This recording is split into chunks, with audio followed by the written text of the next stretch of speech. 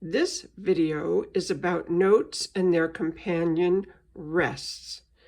On the green strip, you see the whole note, which is equal to 4 quarter notes. On the green strip next to it is the whole rest. That means no sound for 4 quarters. It looks like a box hanging from the 4th line. So I tell my students, it looks like you dug a hole underneath the 4th line. The half rest, equal to 2 quarters, sits on the 3rd line and looks also like a box. But because it is pointing up, it is the half rest, and I tell my students it's a lot like a hat, and hat and half sound alike. Here is a quarter note standing next to a quarter rest. Both of these values are equal to 1 beat. The quarter rest does not look like a box, but rather like a squiggly line. It can be shaped slightly differently from one printing font to another. Here is the 8th note standing next to an 8th rest. The 8th rest looks like a number 7 with a rather large nose. Both of these values are equal to 1/2 beat.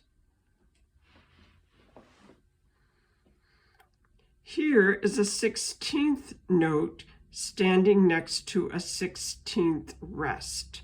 You will see that the 16th rest looks sort of like an 8th rest, but with an extra flag.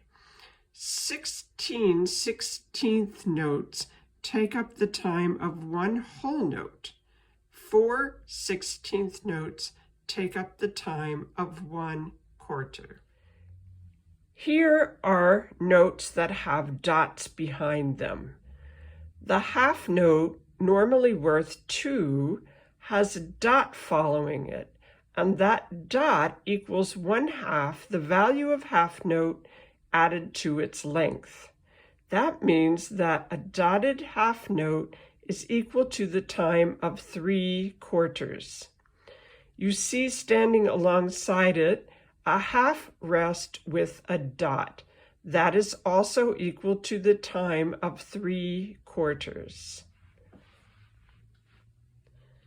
Here is the dotted quarter note. The dotted quarter note is equal to a quarter plus 1/8 note. You will see that the dotted quarter rest looks just like quarter rest, but it has a dot following it. It will also be equal to the time of 3/8 notes.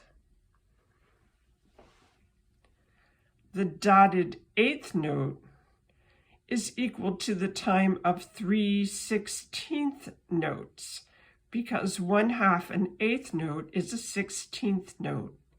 Standing next to it is a dotted 8th rest.